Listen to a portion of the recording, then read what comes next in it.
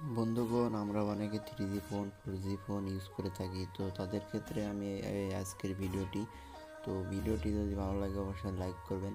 তো চলুন কীভাবে 3G ফোন 4G ফোনকে 5G রূপান্তরিত করবেন, অবশ্যই আমার থাম্বনেল দেখে বুঝে গেছেন। তো আজকের ভিডিওটি কী হতে যাচ্ছে।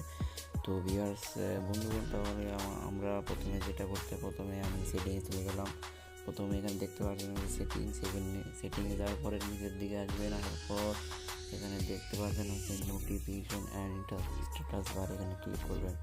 করার পর এখানে হচ্ছে দেখতে পাচ্ছেন হচ্ছে শো কেরিয়ার নাম, এখানে ক্লিক করে অনলি শো স্ট্যাটাস বারে ক্লিক করবেন। করার পর এখানে দেখবেন এডিট কেরিয়ার নিচেরটা দেখতে পাচ্ছেন, এই নিচেরটা আবার ক্লিক করবেন। করার পর এখানে হচ্ছে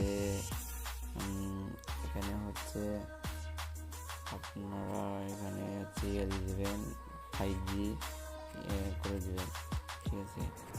এই যে 5G, ঠিক আছে। 5G করার পর এখানে হচ্ছে ব্যাগের দিকে যাবেন। তারপরে এই যে দেখতে পাচ্ছেন আর 5G হয়ে গেছে। তো বন্ধুগণ, এটা শুধু বন্ধুদের সাথে মজা করার জন্য আজ ভিডিওটি অবশ্যই ভালো লাগলে লাইক করবেন এবং কেমন লাগলো অবশ্যই কমেন্ট করে জানাবেন। তো এই ট্রিপটি হচ্ছে আপনার বন্ধুদের সাথে মজা করার জন্য শুধু।